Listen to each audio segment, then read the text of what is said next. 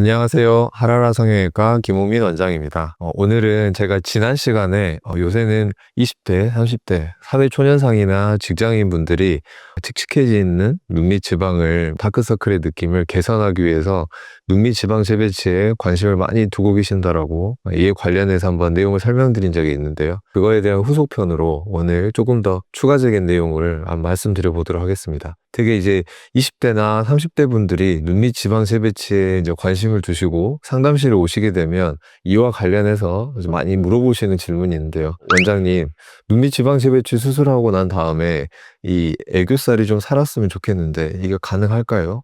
혹은 눈 밑 지방 재배치 수술하고 싶은데 인터넷 후기나 이런 거를 돌아다니면서 찾아봤더니 수술하고 났더니 내 애교살이 전부 다 사라져서 눈 밑이 완전히 밋밋해져 버렸다. 혹은 또 어떤 분들은 눈 밑 지방 재배치를 수술하고 났더니 눈에 뭔가 산배관이 생겼다.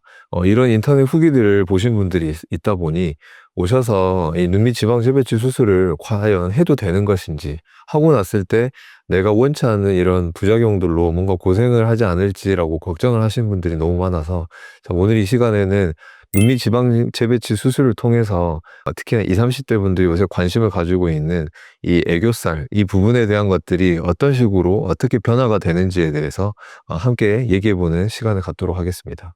설명하기 앞서서 제가 꼭 먼저 짚어드리고 넘어가야 될 부분이 있는데요. 우리가 이 눈 밑의 구조를 볼 때 애교살이라고 부르는 이 부분과 눈밑 지방의 이 블루카에 있는 이 두 가지의 개념을 우리는 꼭 구분하고 넘어갈 필요가 있습니다. 자, 그림에서 보시는 것처럼 제가 이렇게 1번이라고 표시한 이 부분 같은 경우는 우리가 흔히 얘기하는 애교살이라고 부르는 이 알륜근이라고 부르는 이 부분에 해당한다고 보시면 되고요. 이 아래쪽에 제가 2번으로 표시한 조금 더 하단에서 불룩해 보이는 이 부분이 우리가 평소 눈밑 지방 재배치를 하기 위해서 손대는 이 눈밑 지방, 이 블루케에 있는 이 영역이라고 보시면 되겠습니다. 그래서 이 알륜근이라고 부르는 이 애교살 부분과 아래쪽에 보이는 블룩한 눈밑 지방은 이 해부학적인 구조도 다를 뿐만 아니라 위치에 있는 깊이 자체도 아예 다른 구조물이란 걸 이해하실 필요가 있습니다. 이 알륜근이라는 이 부분은 해부학적으로 이 아래쪽에 하단에 있는 눈밑 지방보다는 조금 더 피부에 가깝게 위치해 있는 이런 구조물이고요. 이 안화 지방이라고 부르는 이 부분 같은 경우는 알륜근보다 더 하단에 위치해 있는 구조물입니다. 따라서 우리가 눈밑 지방 재배치 수술을 하고 난 다음에 이 알륜근, 이 부분이 뭔가 불룩하거나 뭔가 튀어나와 보인다고 얘기하시는 분들이 있는데요. 우리는 눈밑 지방 재배치 수술을 통해서 건드리거나 뭔가 조작을 하는 부분이 이 알륜근에 해당하는 부분이 아니라 이 블루카에 보이는 이 안화 지방을 건드린다라는 이 개념을 꼭 이해하실 필요가 있습니다.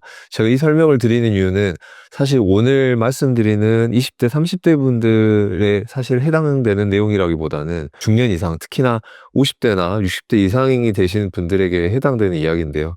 제가 이제 수술을 해드린 다음에 결과를 보러 오셨을 때, 한 달째 경과를 보러 오셨을 때, 이 알륜근에 있는 이 애교살 부분이 조금 도드라져 보이거나 수술 전에 비해서 좀 더 부각되어 보이는 느낌이 있다 보면 이 환자분들은 이 수술을 했는데 왜 불룩한 눈밑 지방이 해결이 덜 된 것이냐라고 저한테 문의하시는 경우들이 있다 보니 제가 오늘 서두에 이런 부분들에 대해서 꼭 짚어서 구분을 해드릴 필요가 있다고 생각을 해서 이 부분에 대해서 먼저 말씀을 드려보았습니다.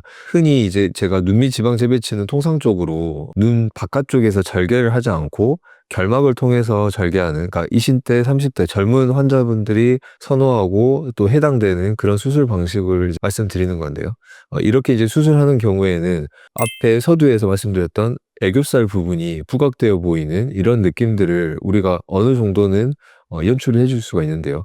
이렇게 애교살이 부각되어 보일 수 있는 원리는 앞에서 말씀드렸던 대로 알륜근의 이 해부학적 위치와 이 아래쪽에 있는 블루크에 있는 이 안화 지방이 이 다르다는 거에서 일단 출발할 수가 있는데, 우리가 수술하기 전에 개개인들마다 가지고 있는 이 눈 밑에 애교살이 발달된 정도라든지 이 눈 밑에 애교살, 이 알륜근의 두께는 사실 천차만별입니다. 자, 그런데 우리가 수술 전에 이 애교살 하방에 있었던 이 안화 지방이 많이 불룩하게 튀어나와 있는 분들 같은 경우는 위쪽에 있는 이 알륜근의 경계와 그 아래쪽 하단에 있는 안화 지방 블루크에 있는 이 부분들의 경계가 불분명하기 때문에 이 부분이 제가 가리키고 있는 속눈썹 이 시작 부위부터 아래쪽 불룩해 있는 이 눈 밑 지방 부분까지가 통으로 이렇게 불룩해 보이는 경우가 있습니다.